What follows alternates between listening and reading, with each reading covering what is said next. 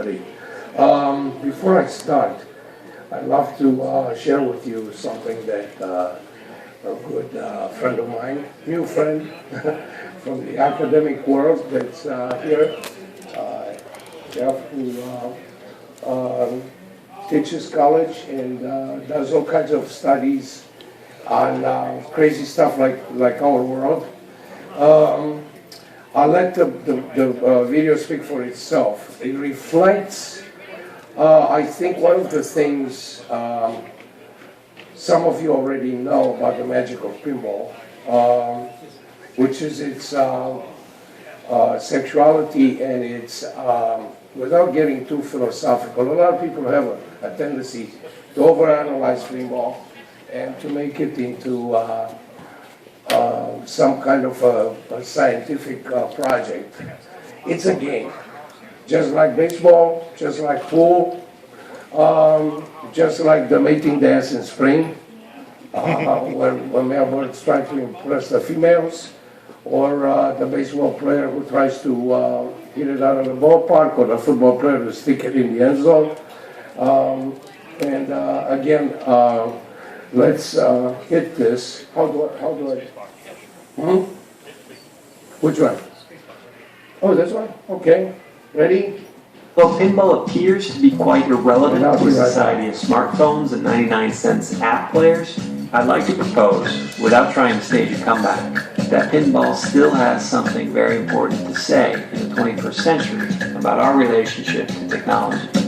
First, it's important to realize that pinball played a crucial role between gaming eras. Turkey Huatamo addresses this in his article Slots of Fun, Slots of Trouble. In it he calls slots and pinball tables a kind of proto-interactive machine. Pinball in particular is a pivotal switch from the stand back and watch it go entertainment that people could find at carnivals or in shop store windows at Christmas time to the digital environments we associate with games today. It appealed to young people because it allowed them the dual possibility of isolating themselves in a micro world where they could perfect their own personal achievements at the table, and at the same time they could share those achievements with their social circle, a literal one, or at least as many friends and onlookers that could gather around the table and watch the action unfold underneath the glass. We could see now how this play field and social circle has changed. Digital gadgets are ever more enclosed in their own themed space, like a pinball machine that's been miniaturized so small that it's only viewable by one person. The film Children of Men picks up on this trajectory. We see a boy who has disappeared entirely into his game, his own micro world. Philosophers like Martin Heidegger, Jean Baudrillard, and Paul Virilio have warned that digital technology might be flattening individual differences and reducing experience, so it might fit into standardized themes. Alex, check your pals. Alex? Alex?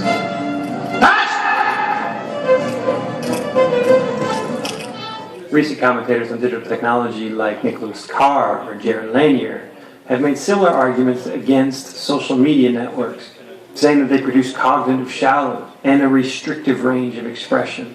You see that pinball offers not a negation or a rebuttal or a dismissal of these points, but an added possibility. It brings bonus content or extra life to relationships with technology.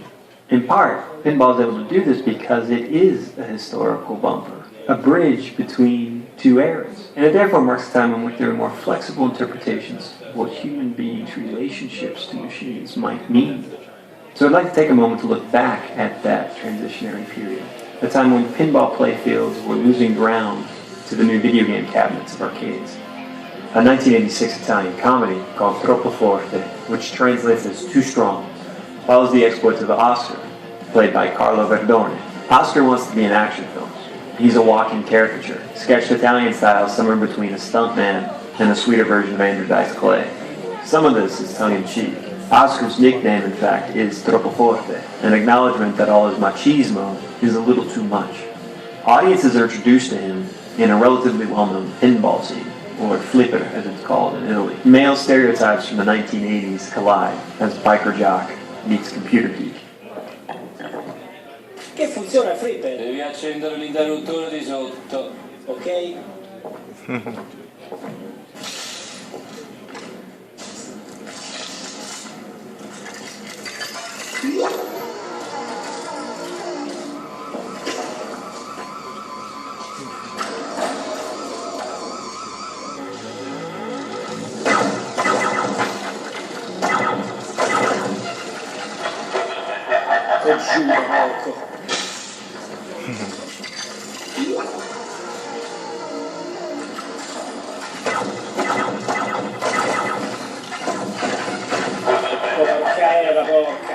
Lavori troppo de polsi e usi male l'avambraccio.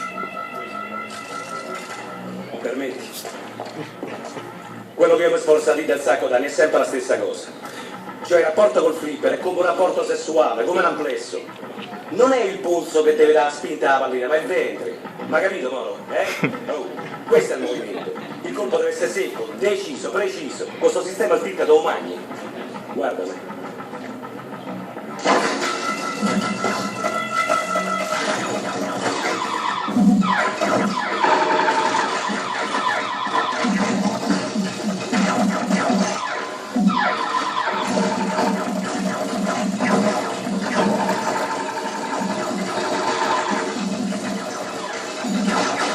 Lasci due, sei un drago sei!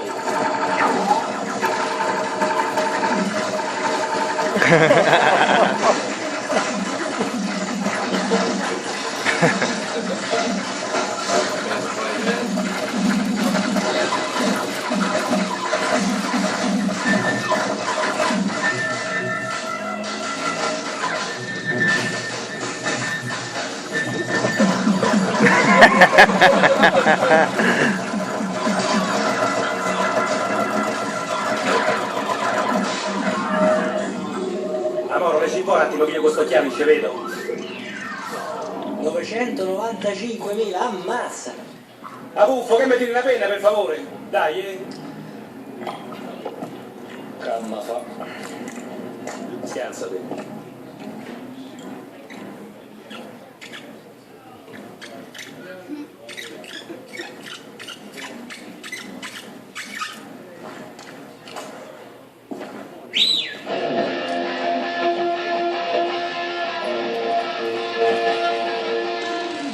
This sequence is both a critique and celebration of the alpha male. Oscar is all physicality, all carnality. He dominates the machine like a humping animal. So complete is his score that he tags the machine, tattoos his mark on its face. It can be read distastefully, especially if the pinball table is taken as a substitute for a woman. The film at least attempts somewhat to complicate and poke fun at this inflated masculinity in later scenes, but it's unchecked in this opening. And Oscar's expanded figure of the virile male overturns the conventional wisdom about what a gamer should look like.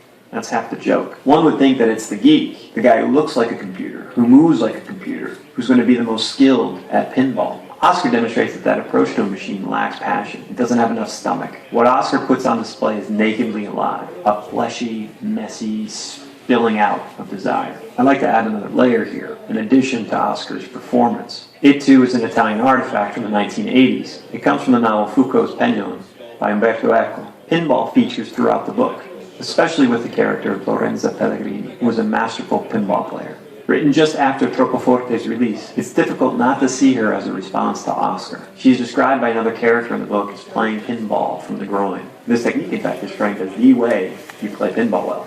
The word groin here is an unfortunate translation in the English edition. The original is pube, a word which points beyond the tissues and muscles of a groin to the bone and structure of a body's sexual anatomy. As aggressive and raw as Oscar's style might be, Lorenza is more concealed, more ambiguous. She's still assertive and effective, but her play emerges as a sublime performance. It can be said, though, that both Oscar's and Lorenza's pinball styles emerge from the desire to play beyond the common patterns of the game. The effort to overcome limitations of the machine calls forth a vitality. It communicates. It says that before this machine stands an individual who is undeniably alive. Not only does Lorenza's playstyle give voice to her spirit of her own life, but it transforms a programmed and scripted world into a wild field of activity. Warren Mott reads this as an allusion to Eco's postmodern notion of reading his novel, an interplay between the design of the author and the reactions of his readers. But even more remarkable is So, I think you all got it, right? The important thing is to realize that when I first watched Roger Sharp play pinball, he was troppo forte. He was that guy when he was much younger. The way he moved and he played the pinball game. The other thing that's important to know is that people in colleges across the world, universities, like Jeff and his colleagues, are putting together incredible studies and analysis and programs like this about the pinball machine, which you folks, I mean, I was not aware of it till recently. We live in our little bubble at our shows and our basements, our little arcades, and don't realize that the games we cherish, we play, we venerate are such an incredible influence on society and on the next generation. Also, it shows that pinball is not here temporarily. Ever since the 1600s and the bagatelle, like chess, like all great games throughout history, pinball went through cycles. One major cycle was the most recent one when it went from electromechanical to solid state. Some of the stuff Jack is in Jersey, Jack Pinball is doing right now is revolutionary. It's taking pinball another step into the future. So why I'm here today is to really emphasize to you guys that pinball, not only that it's not dead, it's in a sort of a coma, let's put it that way. And it is because some people, for commercial reasons, overdid the license bid. In the case of Wizard of Oz, that's a great license. In other cases, the license is very bright, benign, very, very momentary. They're like flashes in a pan. And they absolutely hurt pinball. Well, you take something cooked in Hollywood and put it in a pinball game, which is a game that deals with something much more human than Hollywood and the whole culture out there. So basically getting back to what I was saying about the social importance of pinball, without overstating it, but in a modest way, realizing that you folks and your hobby, your passion for pinball, as Jeff and a lot of his colleagues have so brightly noticed, sociology professors, community leaders know that pinball not only is a good influence on the young people and our intersocial connection and relationships. We definitely don't look like zombied out drug weirdos sitting there in a corner playing our phone game or staring at a computer for 20 hours without interacting with anybody, even with a mechanism like a flipper, which is something physical. And let's not forget that we are genetically 99.9% apes. We need the touch, we need the grab, the tactile, the senses. The animal within us needs a mechanical robot to interact with. The computer is not the same and it's not enough, and it never will be. So pinball is here to stay, number one. Number two, pinball, thank God to again, guys like Jack, guys like a few people I just hooked up with. We're starting 2 new projects this year. We already started one, which is Pinball Circus. And I want to underline one thing. Pinball Circus that never got done at Williams Midway for several reasons. There were more economic and political than really, because that's not the way to go into the future with pinball.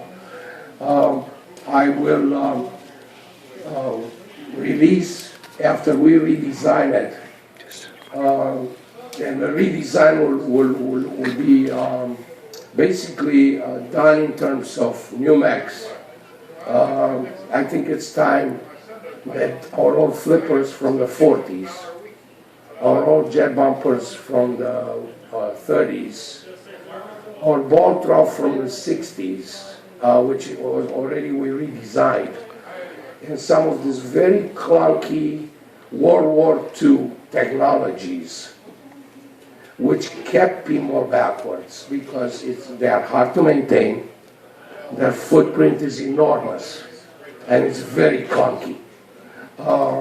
Again, the new materials, titanium composites, the new coils. I mean, it's a shame. Here we have a mechanical beast like pinball, and we have coils, and we have other electromechanical mechanisms.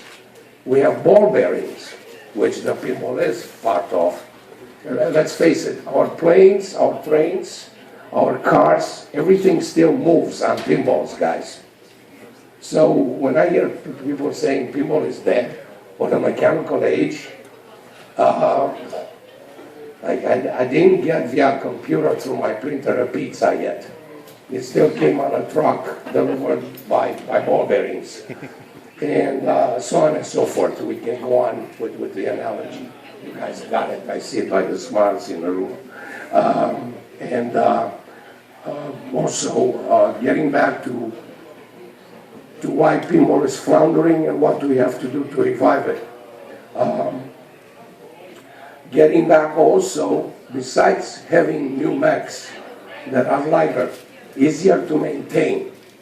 I mean, why sit there with a canister of oil like we did in the Second World War, or use coils that were used on our aircraft and jeeps in Second World War, when we have today our Dreamliner or some of our hospital robots. I don't know if you guys ever looked inside an MRI machine and looked at some of their little coils and some of their mechanisms, that which would absolutely revolutionize pinball as a mechanical, what I call playbot. Pinball is a play robot. It's a mechanized bagatelle, which interacts with us. The other major improvement that we have to do to pinball, which we will address this summer and this fall, would be the so-called stagnation of subject matters and formats. I don't know if you noticed, without mentioning names or putting anybody down in the industry, but you take the last 20 years since I quit Williams and went to Capcom, and then quit pinball altogether because I was so disgusted with the fact that even Capcom didn't want to move on past circus, past the Me Too stuff. You look at the games. They have two flippers. They have an array of shots, right? And when I hear this guys going, yeah, but this game has got new shots. Excuse me. It's a fan from left to right of so much space where two flippers shoot the ball. All right? There is so much you can do with that. What matters is how many flippers are we going to still use? 2 or maybe 4 or maybe 2 and 1. Nobody's experimenting. Nobody's designing new stuff. It's the same. 2 flippers, 2 drains, and the space here. What's in the space? Same 3 jets, same choo-choo ride thing, and some Happy Meals toys glued above the targets. I mean, come on. How many times are you going to do that? And then they slap a new license on the back box, and they call it a new pinball game. Who's fooling who? So nothing really moved forward in a sense. I mean, you guys remember Gorgon. And remember, I mean, Steve Ritchie's Black Knight. and some of his innovations, every time he came up with a game. Some of the stuff we did in the 80s. Since the early 90s, everything was done for the money guys, for the formulas. It was not done for you guys, for players, for the kids, and that's why I sincerely, from all my heart, think that pinball entered the dark age of crisis, where we got to say, that's why wood rails are so wonderful, right? You go upstairs, most of those wood rails are much more exciting than the games in the 90s. They look all the same. Every backlash is different. It's not just another poster from Hollywood, and a Happy Meal stuff on the plate. Here you see a mechanical bait dancing. There you see a buckaroo, a horse kicking a cowboy in the ass with a mechanical device. Each one of them are so creative. Look at them. If we do anything, in my opinion, is let's go start and do some of those games, and we'll have some variety. But never mind. No, we shouldn't do that. We should move forward, and we will do that. The other thing, getting back to subject matter, and the other big part of pinball, which is the soul of pinball, the subject matter. Some of the greatest games in history in pinball were sharpshooter. I mentioned Black Knight, or High Speed. You take some of the Bally games. You take Flash. You take, they're not licenses. They're just cool, all-American subject matters. Dealing with the cowboy, okay? The justice by the gun, sexy women on the beach, or playing pool when they bend over and they take that stick in their hand, right?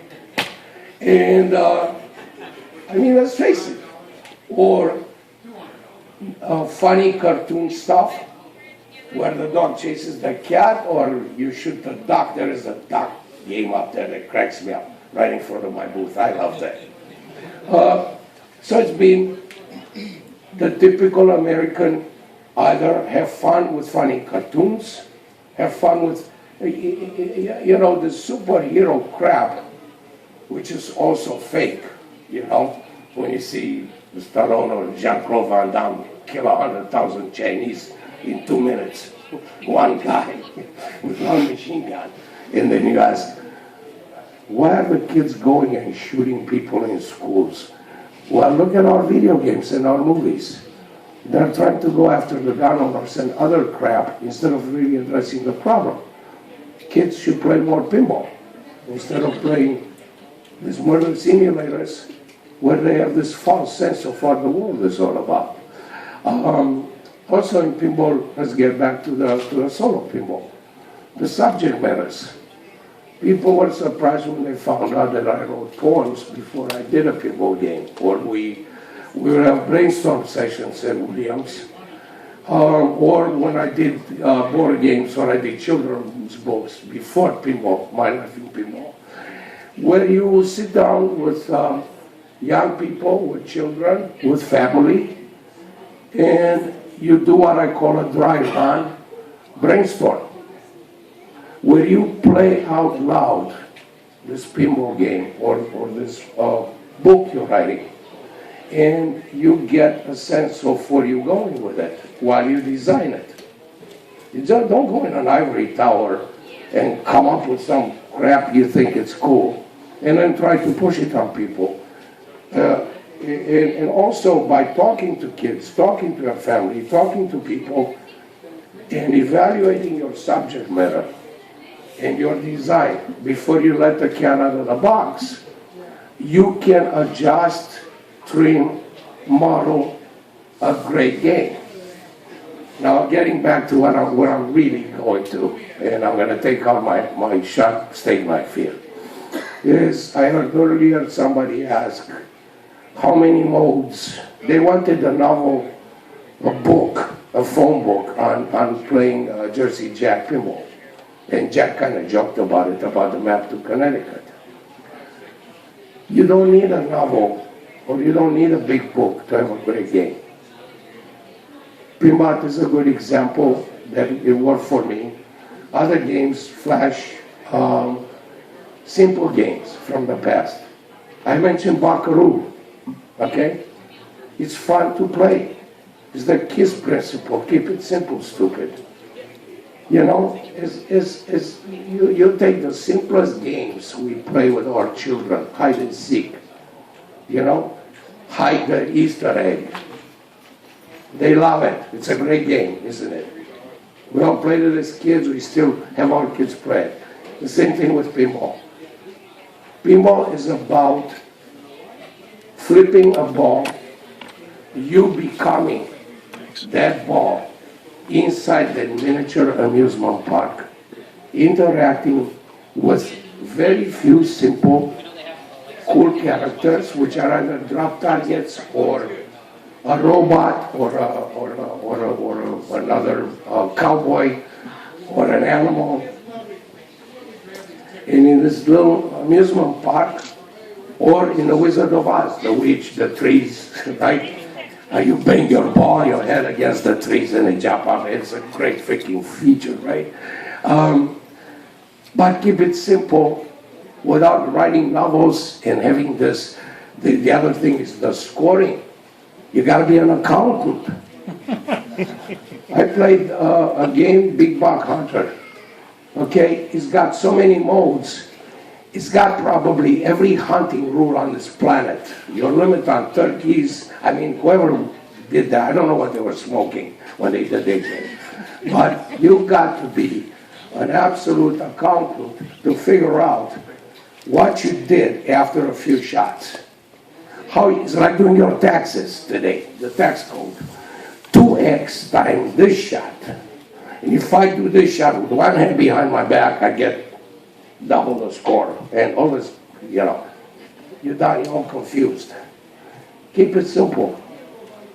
When we are done working, dealing with our boss, we are done doing our taxes, dealing with our government and our other problems, or done with our spouse, we do not want to be doing accounting, math. We want to be entertained.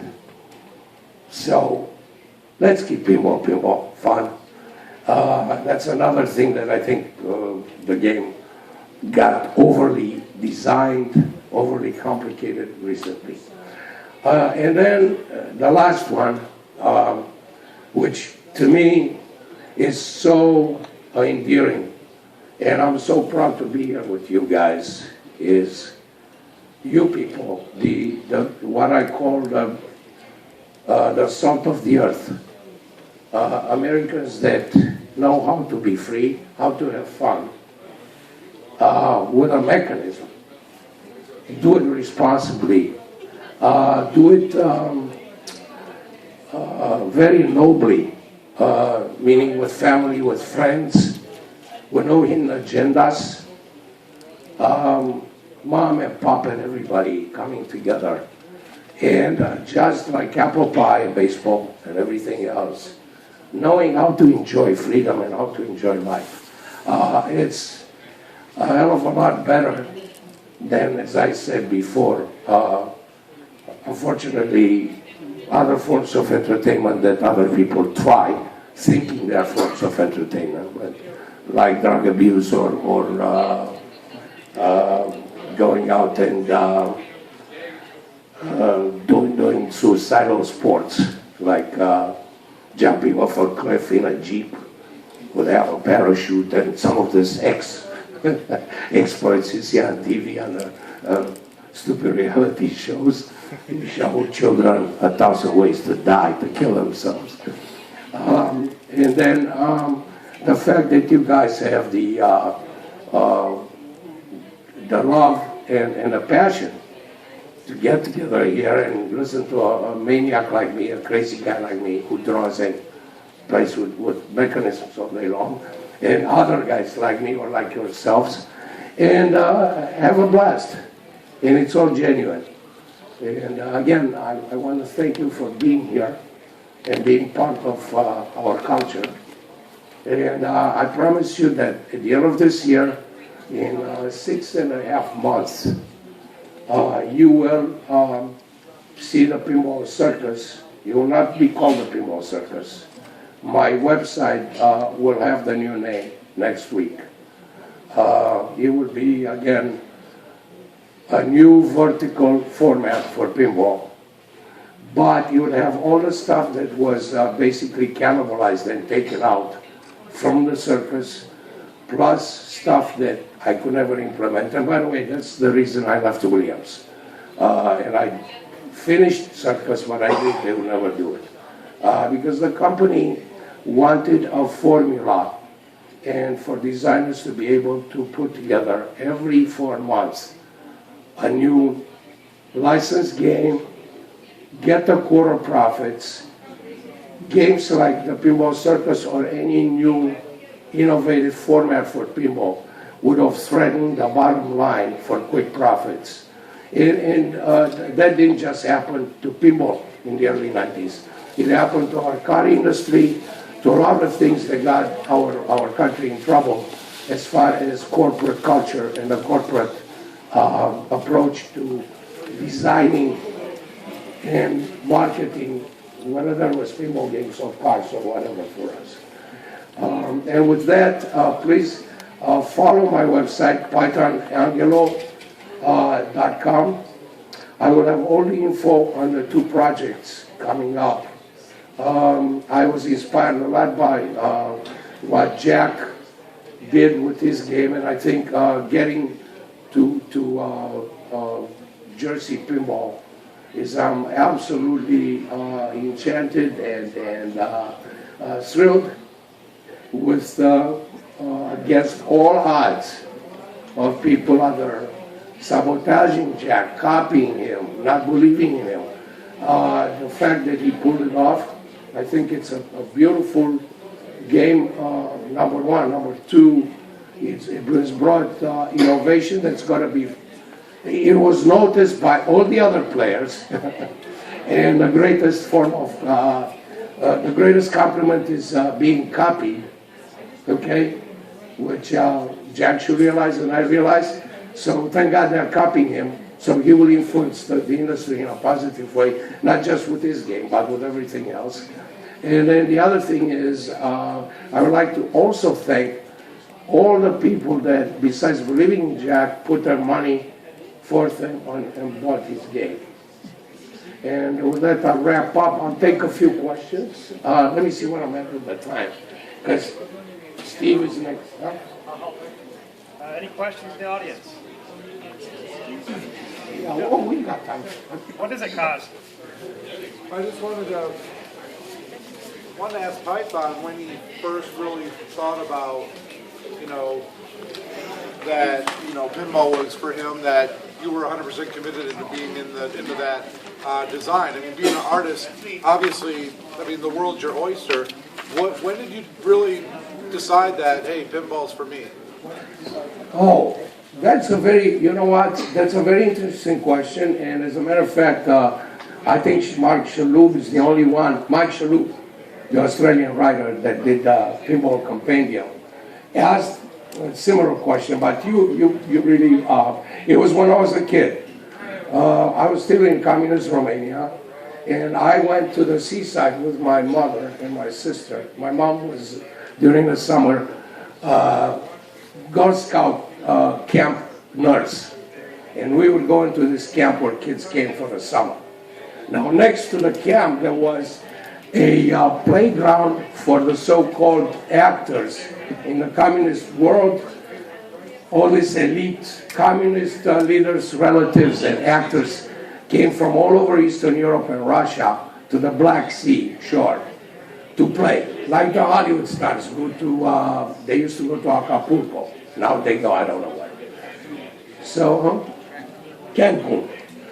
And there were no pinball machines in Eastern Europe at that time. There was one pinball machine there. which really pissed me off. Excuse my French, but it did. And why is because I had my allowance for one bottle of soda for a hot summer day. And it was a lot of money. It was poverty, it was, and we didn't have money and we didn't have the resources to make our own soda and here's the only pinball machine, to me, first one on earth. I was 11 years old and I went over. I put my change in it 3 times and I got ripped off. Okay? And I broke my little toe on my right leg. I'll never forget this, kicking the machine. The leg, the metal leg. And I told my mom that when I grow up, I will make a machine that will rip little kids off like me. And so I mean that's the first time. I have a drawing from the time I was in high school where I did a pinball machine that actually had a mechanical leg between the front legs that kicked the player in the nuts if he found the shooter or he punched the machine would hurt him back. And that was my first, by the way, John, that was my first attempt to design a pinball mechanism. It was in my sophomore year in high school, here in the States. I was already over at Roosevelt High School in Chicago. And of course, pinball, you have to understand that the Vietnam War was a mechanical war. And to me, pinball, I went, geez, Americans mechanized the stagecoach. I mean, crazy people, this, I was new in America, what a country. They mechanized the stagecoach, they mechanized they didn't even freaking do their own toast. They had a goddamn mechanized toaster that flipped the toast out, They took the bagatelle from the French and mechanized the bagatelle, and that's where I went overboard. Then I built Pride of Pinball, a mechanized babe, right? What a pervert. So that's when I felt American. I felt I was 100% American when I took a woman and mechanized her. So getting back to John's question about pinball.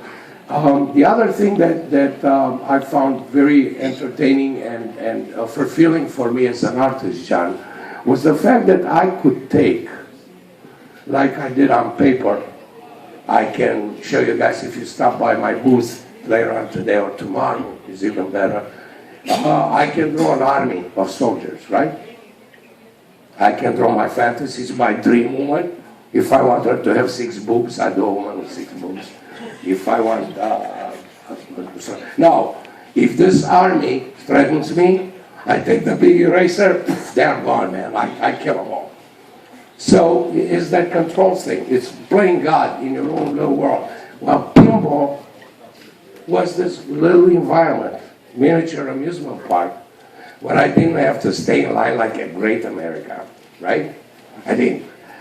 I made up my own rides. And what a racket. Gord Williams played free pinball, mine or Steve Rich's in the cafeteria, all day long, and get paid for it. Wouldn't you guys have a job like that? Right? So I'm an operator, smooth operator. That's all I got involved in it. And by the way, I tell children, find out what you like. Don't lie to yourself or your parents. And pursue the dream. Meaning, I'll give you an example, parallel to this. A neighbor of mine wanted to commit suicide. I found him up on top of the building in Chicago. He wanted to jump. I asked him why. He said, because I'm a piece of garbage, I'm a failure. My parents left me $1.5 million. I spent all the money, lost everything, and I'm a piece of crap. Why? All I did is do drugs. All I like to do is party and travel. That's how I pissed the money away. I said, hang on a second. He says, I have nothing to live for. So I said, you can come back, get your life back together. He said, how? I said, give me 2 weeks. We'll figure it out. He said, if you don't do it in 2 weeks, he started cursing. I said, no, I'm serious. So I went to the Secretary of Williams, Kathy Klein, asked her to look for a place that trained people to be cruise directors, organize parties on the strips all over the world. She found it in 2 days, not 2 weeks. He went to school, Adam went to school. The rest is history. He sends me a postcard from every port of call. He works in Australia. He's in charge of like 15 cruise liners. All he does is party and travel. Okay? And he organizes buffets and oompa bands for all retired people with walkers on cruises. And he parties his butt off. Okay? So getting back to your dreams or pinball or whatever, if we set ourselves honestly, without lying to ourselves or others, when I hear people, I hate my job, and you see them, they go in the morning, first of all, they go into, you know where I go to work? Between 11 o'clock and 1 o'clock in the afternoon. Those are my hours, and I go home after midnight. You know why? There's nobody on the streets. I can't kill anybody even if I try to. I drive, like designing the next match for pinball, but and nobody's out there to kill me. So, but why go in traffic every morning? I mean, it's insanity what we do, people. Okay, the rush hour thing. Then the job. What do you like to do? You like to be productive. Another thing that I believe in. This thing was loose schedules for work. I never worked for Williams. I was a consultant. I had my own office, but I showed up at work, drove everybody crazy, okay? You can hear the stories, I'm sure. And there were people that came to work and pretended to be creative from 9 to 5. You can't schedule creativity for pinball. And is that a short enough answer, John? Anyway, that's how I got into it. Next question. Nobody dares ask one of that. What was your favorite parts at Williams? Oh, the geniuses like JoJo's. JoJo's is the secret weapon that nobody, I said JoJo's, his autograph should be the most valuable in the industry. JoJo's was the Harry Williams. The reason Steve Ritchie and me and all the guys did those great pinball games is because JoJo's Max worked on pinball. The other joy was Bill Futzel was a great programmer that I did the game Joust and then pinball and all. Chris Granner, the musician, the genius composer. John Trudeau, what an incredible guy. You guys know John, right? Trudeau, the designer. Huh? You mean my favorite machine of all time? Yeah. I can't hear you. Huh? He said Judge Dredd is his favorite pinball machine. Oh, okay. You're at the Python Anghelo show. Yeah. So basically, my favorite, the other favorite stuff at Williams was during the years when I was free to compete with resources and with subject matters, with guys that were politically connected and were paid a lot more money. I was never paid the salaries some of the designers made, and the reason is I was a contract. I mean, I said, if my game doesn't work, don't give me anything. I stood to not get a penny. If my game works, I want so much a game. So basically, I wound up doing 3 games a year. Like the year I did Taxi, Jokers, and Cyclone, yeah. And other designers would do a game in a year and a half. Because they were union shopping, I mean, they were on salary. They didn't care. they could come in at work and pretend to be creative for a year and not do anything. And that's where the fault of this setups is with design and retribution or reward for what you do. The other favorite thing at Williams was traveling all over the world with Joe Dillon, the great guy that was in charge of sales, and he was another genius. And I think that after Joe's died and Joe Dillon died, Williams was done basically. Because the rest of top management were just apparatniks to the board of directors, to the money guys. They might have as well been Bank of America or whatever. You know, they're not a pinball company. They're a money company. Unfortunately.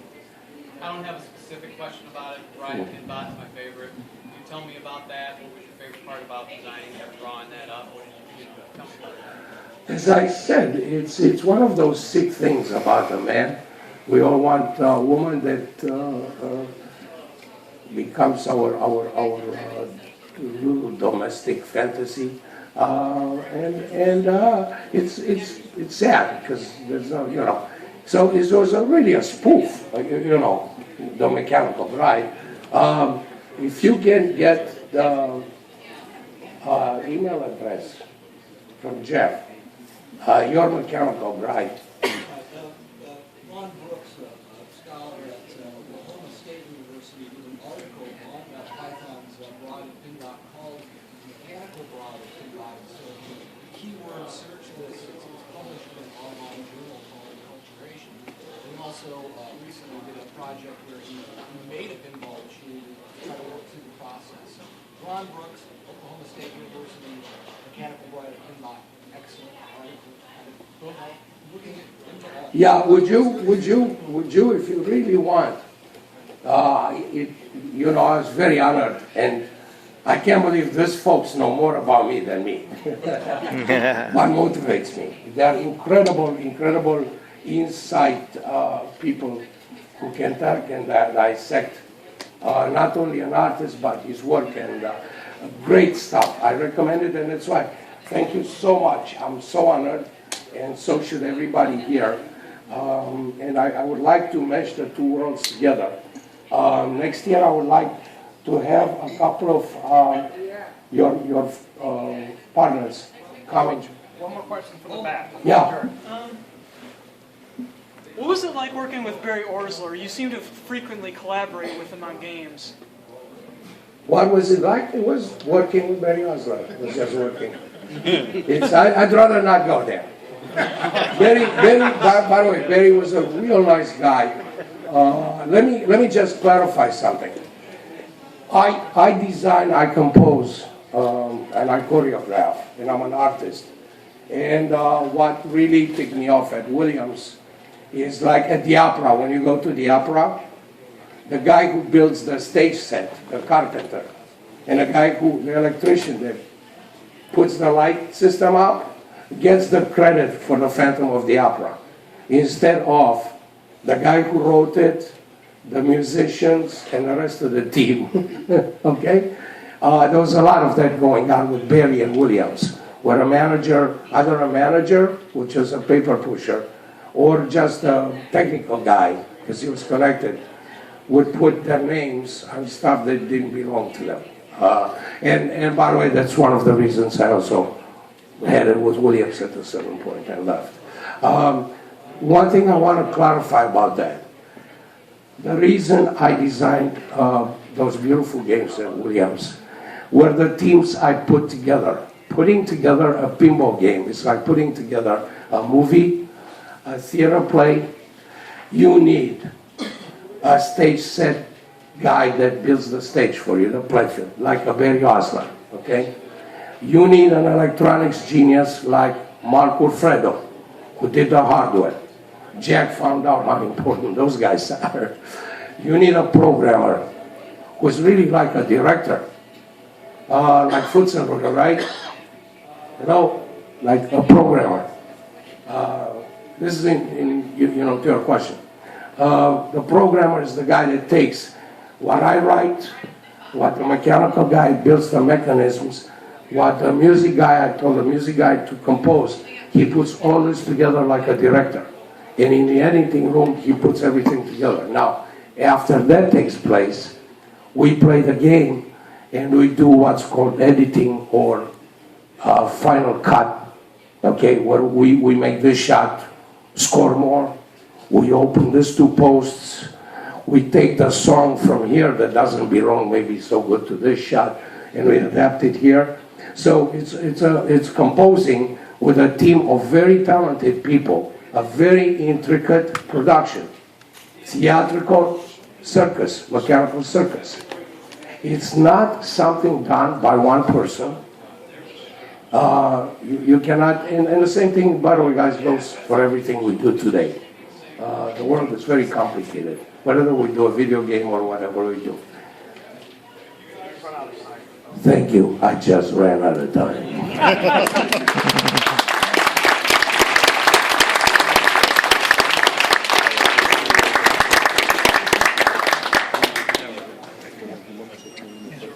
Yeah. Steve's up next. Yeah.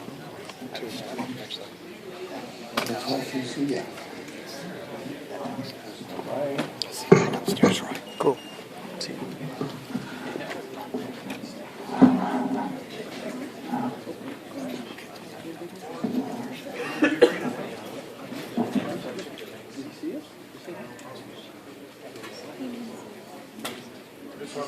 I want to say thanks to Python for coming out. His health hasn't been the best in the last few years, and he's actually in Kalamazoo, Michigan, and I plan to go out and see him and take him some meat and stuff. So, you know, we're going to try and do something where we can get him here every year so he brings more art, more stuff, more great stories. I just think he's a phenomenal speaker, a great guy, and a great spirit. And, you know, we wanted to give him this as appreciation for coming out to our show, even in his bad health. He made the trip. So we just want to say thank you, Python.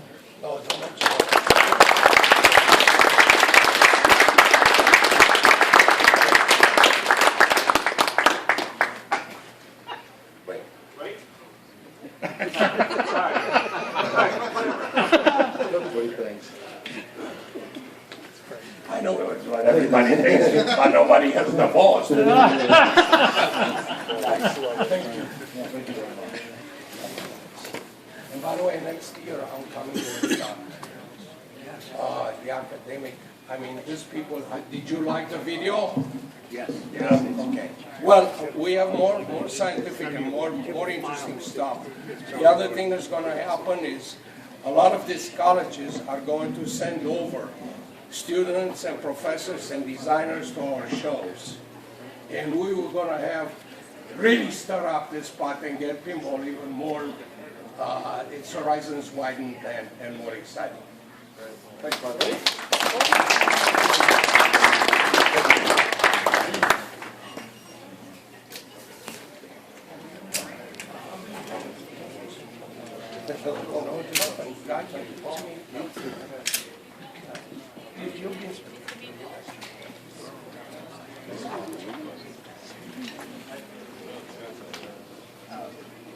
Oh, that's cool.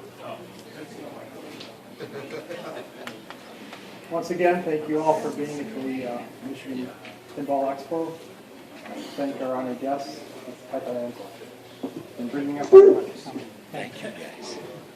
We'd now like to bring up to our stage Mr. Steve Ritchie.